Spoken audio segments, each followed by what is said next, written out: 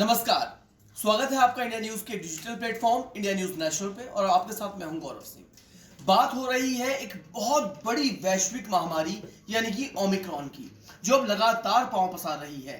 90 से ज्यादा देशों में इसका दबदबा हो चुका है एक तरीके से, और यहां भी 25 से ज्यादा राज्यों में और यूनियन टेरिटरीज में अब इसके फैलने के आसार पूरे हैं। देखिए, बहुत सारी सरकारों ने ओमिक्रॉन के खतरे से निपटने के लिए सख्त कदम उठा लिए हैं। दिल्ली में येलो अलर्ट है, यूपी में नाइट कर्फ्यू है, एमपी में नाइट कर्फ्यू है, और इसके साथ ही मुंबई में अब धारा 144 लागू कर दी गई है। धारा 144 लागू कर दी गई है ताकि ओमिक्रॉन और कोरोना के खतरे को बढ़ने से रोका जा सके। अब सवाल सबसे बड़ा ये उठता है कि आखिर धारा 144 है क्या। तो हम आपको बता दें कि मुंबई में कोरोना के पिछले 24 घंटे में 2500 से ज्यादा फ्रेश केसेस आए हैं। इसके अलावा बात करें ओमिक्रॉन की, तो कल ओमिक्रॉन के मरीजों का आंकड़ा 1300 की गिनती को पार कर गया। समस्या बहुत जटिल है और इससे निपटना भी बहुत बड़ी चुनौती है हम सबके लिए। मुंबई में धारा 144 लगाने का जो मकसद है वो है लोगों को इकट्ठा होने से रोकने का, क्योंकि धारा 144 का सबसे पहला प्रावधान यही है कि इसमें लोगों को इकट्ठा होने से रोका जा सके। सिर्फ 5 लोग एक साथ इकट्ठा हो सकते हैं या फिर खड़े हो सकते हैं।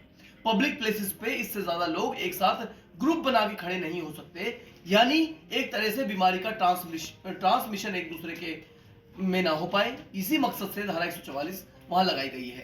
खैर, धारा 144 लगाई गई है, कोरोना को देखकर लगाई गई है, ओमिक्रॉन के बढ़ते प्रकोप को देखकर ये धारा 144 वहां लगाई गई है। दूसरा, वहां पर नए साल के जश्न पर पूरी तरह से पाबंदी लगा दी गई है, क्योंकि मुंबई को माया नगरी कहा जाता है। मुंबई को रात की और सपनों का शहर कहा जाता है। ये रात को जागता है, दिन में सोता है, सपनों का शहर है।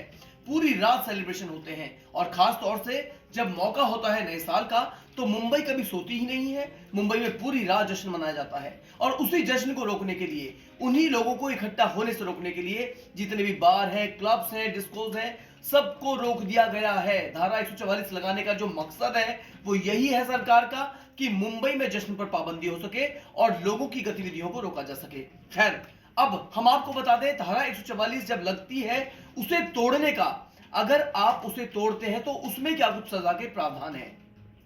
जी हां दोस्तों, अगर आप धारा 144 का उल्लंघन करते हैं तो सबसे पहली बात तो आपके खिलाफ मामला दर्ज होगा, और दूसरा, आपको 3 महीने की कैद भी हो सकती है। इसलिए धारा 144 को हल्के में बिल्कुल ना लें, क्योंकि अगर सरकार ने धारा 144 लगाई है तो बहुत बड़े नियम के तौर पर सरकार ने इसे लगाया है, और आपको इसका पालन हर हाल में करना होगा। इसके अलावा हम आपको यह भी बता दें कि धारा 144 हमेशा डीएम के आदेश के बाद लगाई जाती है। डीएम आदेश करते हैं। उसके अलावा यह भी बात है कि धारा 144 को आप 2 महीने से ज्यादा नहीं लगा सकते। कभी इस तरह का बीमारी का प्रकोप फैल रहा हो, या कोई बीमारी बहुत ज्यादा बढ़ रही हो, दंगे होने के चांसेस हो, इस कंडीशन में आप धारा 144 को 6 महीने तक बढ़ा सकते हैं, लेकिन उससे ज्यादा नहीं लगा सकते।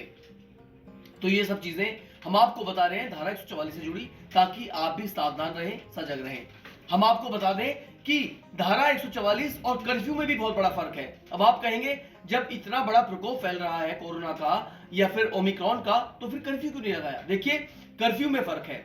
कर्फ्यू जब लगता है तो उसमें सार्वजनिक स्थानों को बंद कर दिया जाता है, स्कूल कॉलेज बंद कर दिए जाते हैं, और कर्फ्यू में दुकानें खोलने पर भी पाबंदी होती है, या फिर आप पब्लिक ट्रांसपोर्ट का इस्तेमाल नहीं कर सकते हैं। पूर्णतः पाबंदियां होती हैं हर चीज पे। लेकिन ये फर्क धारा 144 में और कर्फ्यू में यही फर्क है। धारा 144 ये कभी नहीं कहती कि पूर्णतः पाबंदी लगा दी जाए।